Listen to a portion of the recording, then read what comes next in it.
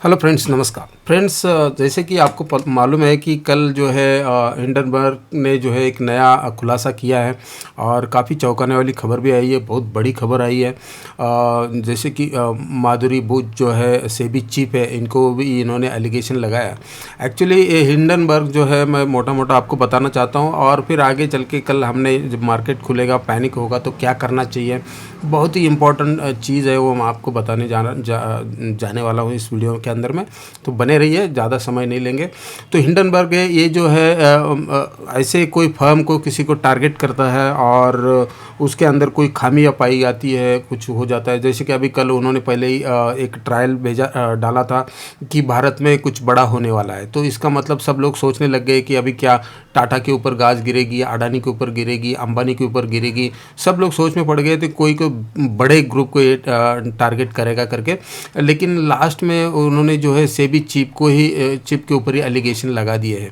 तो ये जो है किसी के बारे में जो है कुछ चीज़ें निकाल करके खंगाल करके किसी कंपनी के बारे में कोई कमियां खामियां होती है वो उजागर करता है और वहाँ पे ये जो है शॉर्ट करके रखता है। एक्चुअली ये है शॉर्ट सेलर, शॉर्ट सेलिंग से पैसा कमाता है ये। तो इन्होंने जो बाद में जब रिपोर्ट निकाली तो उस रिपोर्ट में इन्होंने ये भी बोला कि हम पहले से ही शॉर्ट है। पिछली बार इन्होंने नहीं बोला था कि हम शॉर्ट है, लेकिन इसमें पहले से ही शॉर्ट है। शॉर्ट इन द सेंस कि वो किसी कंपनी के शेयर्स के पुट बेच के रखना और फ्यूचर्स में बिकवाली करके रखना, ऐसी चीज़ें हैं वो इन्होंने करके रखी हुई है और इन्होंने बता भी दिया है। अभी देखते हैं कल क्या होता है कि हमारी तीसरी महाशक्ति रिटेलर्स कल बाज़ार को बचाते हैं या क्या करते हैं। क्योंकि अभी सेबी चीफ और उनके हस्बैंड जो है इन्होंने तो बोल दिया है कि ये सारी चीज़ें जो है झूठ है, ऐसे कुछ नहीं, हमारे ऊपर एलिगेशन लगाया गया। अभी क्या एलिगेशन था मेन, वो आगे चल के हम पॉइंट में देखेंगे। तो चलिए देखते हैं क्या क्लेम किया है हिंडनबर्ग ने। तो यहाँ पर देख सकते हो new report which reportedly claimed that whistleblower documents show Security and Exchange Board SEBI chairperson Madhuri Buch's stake in obscure offshore entities used in Adani money shifting scandal।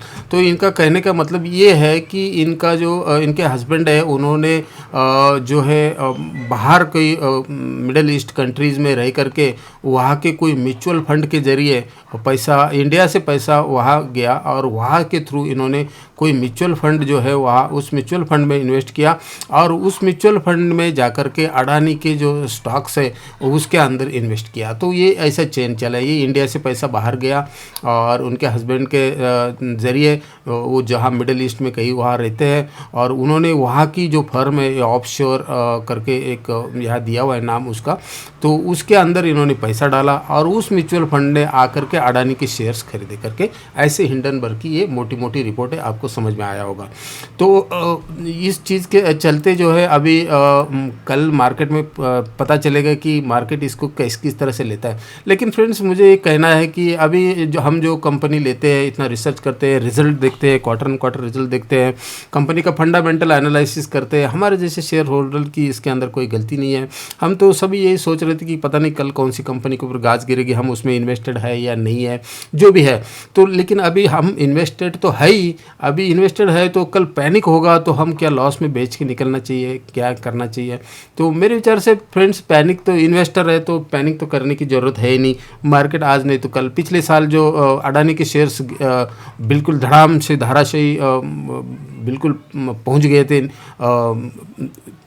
Circuit लग रहे थे 20%, 25 अगेन फिर खुलने के बाद फिर 20%, एक दिन 40, 50% स्टॉक की पिटाई की थी मार्केट ने।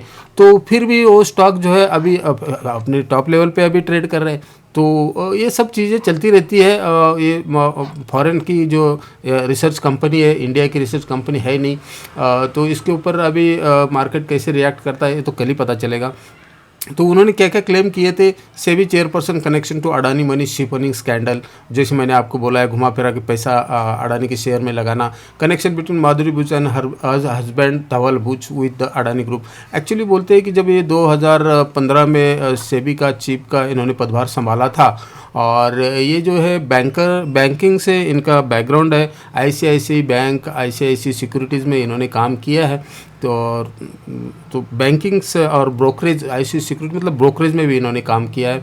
तो इन्होंने अच्छी तरह से समझते हैं कि ये सब चीज़ें। तो इन्होंने जब पदभार संभाला उसके बाद जो है अपने जितने भी डीमैट के जो शेयर्स थे इनके वो अपने हस्बैंड के नाम पे इन्होंने ट्रांसफ़र कर दिए थे।